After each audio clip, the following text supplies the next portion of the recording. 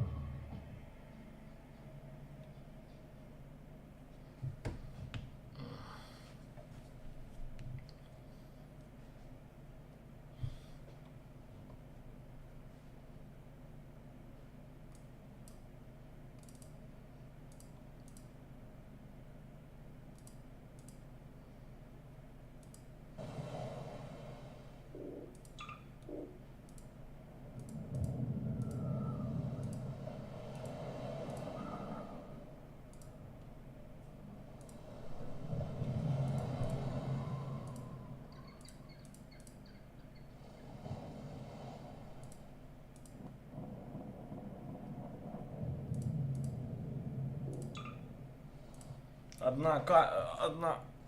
Ёбаный в рот.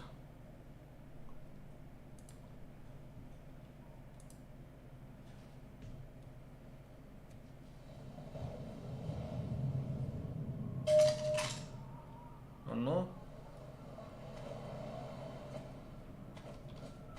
Hi, this is Gabe Newell, and welcome to the Lost Coast.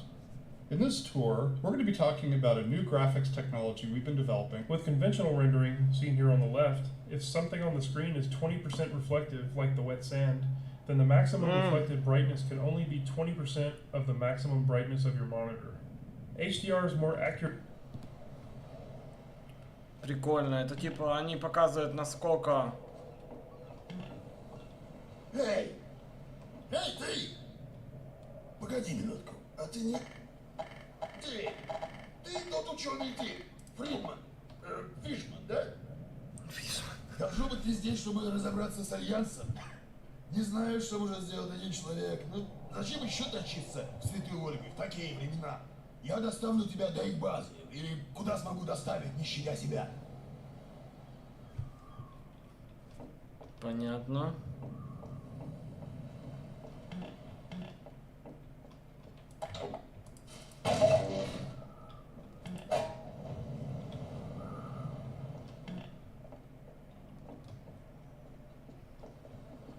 Water presents us with a lot of rendering challenges. In fact, we have to render the scene 3 times. Once for the refraction of what's under the water, once for the reflection of everything above the water, and once from the player's view. You can see the reflect... Короче, блядь, типа улучшили воду. Ключ здесь, где-то здесь. Да давай еще... Ну вот этот. Пошли прямо сейчас, Салага. Давай, заканчивай с той пушкой, не копайся.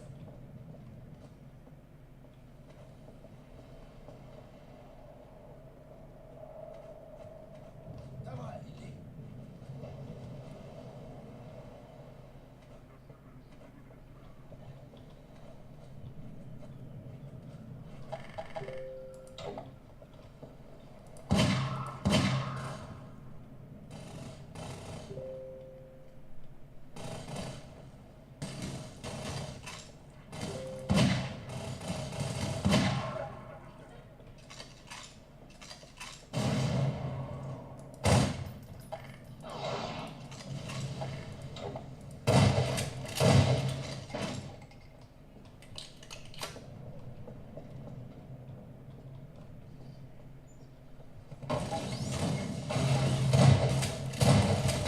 Ёбаный в рот.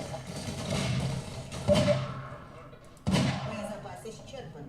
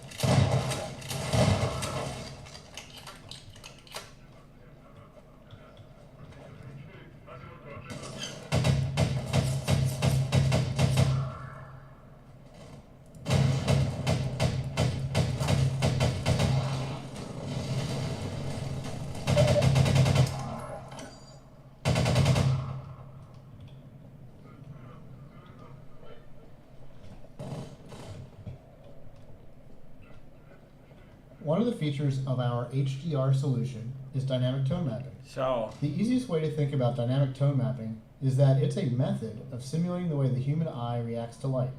In the real world, you've probably walked into a dark room and noticed your eye adjusting to the darkness, letting you see better after some time. Or you've walked out into a bright day and been blinded by the sun, only to have your eye adjust and allow you to see normally. Your iris is adjusting itself in response to the amount of light hitting your eye.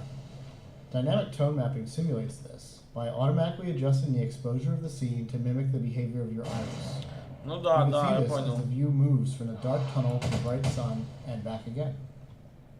Here, you can see the way we calculate the amount of light hitting the player's eyes. We take a snapshot of the scene, measure the brightness levels, and then use that to adjust exposure. We consider light at the center of the screen more important than at the edges. To better simulate, the Source engine supports a wide variety of shaders. The refraction shader on the window here requires us to copy the scene to a texture, refract it, and Да, типа Шнайдеры.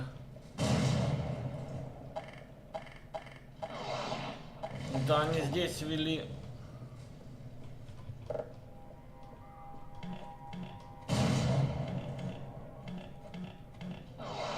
We wanted to transition from a bright, wide-open space into a tighter, closed one to showcase HDR's dynamic tone mapping.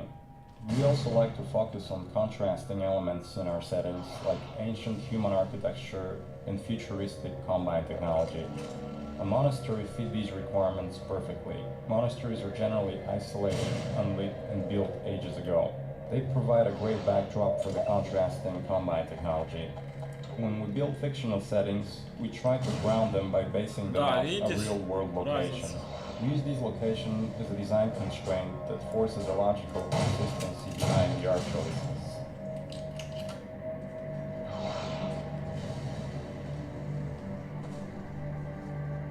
Churches are great dramatic spaces. They're often lit naturally with extremes of darkness and brightness, which makes them a great showcase for HDR. Gothic churches are the sober monochromatic spaces that you've seen in almost every horror movie or game. Byzantine churches, on the other hand, are very Our games are filled with things we call gates, which are essentially just challenges that the player must overcome to drive the experience forward.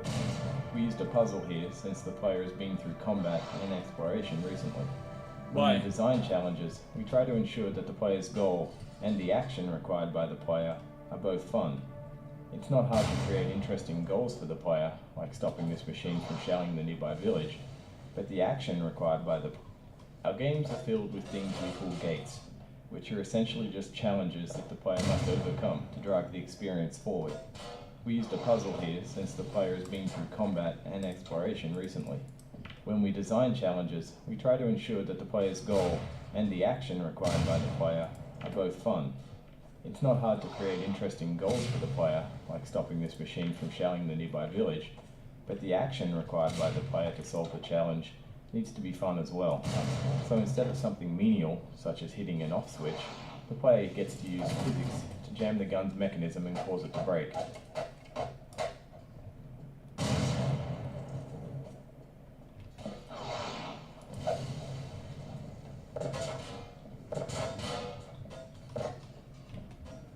Не знаю, мне что-то кажется, что сюда надо что-то закидать.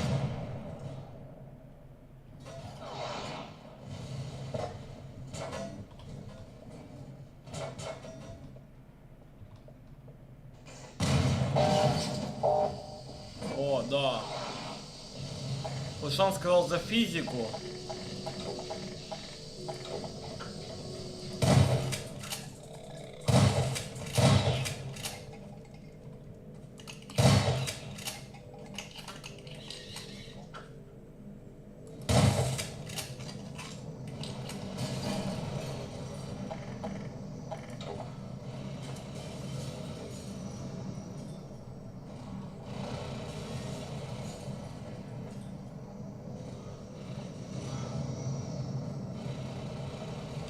Не, ну прикольно, да, да, да.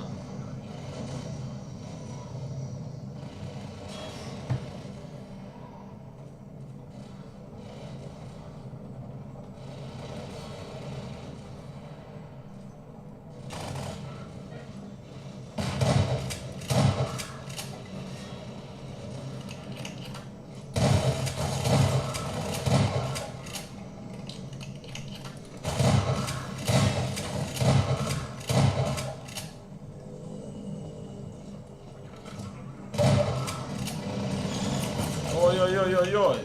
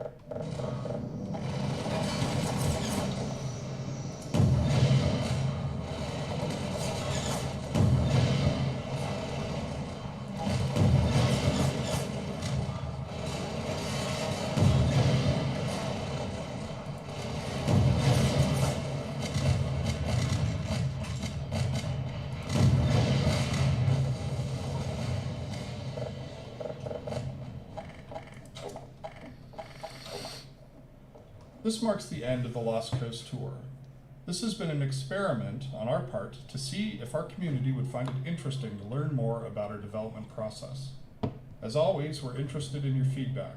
I can be reached at gaben, G-A-B-E-N, at valvesoftware.com.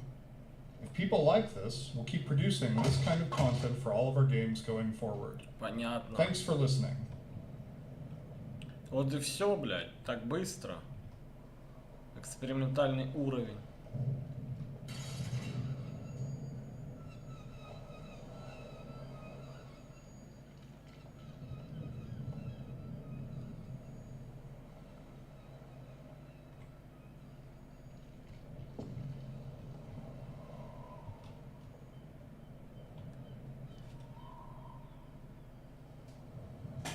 Парень, ты это сделал.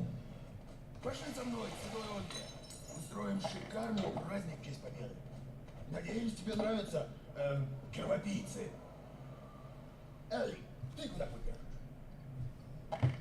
Как-то ты расплываешься. Полагаю, тебе есть куда податься. Рад знакомству.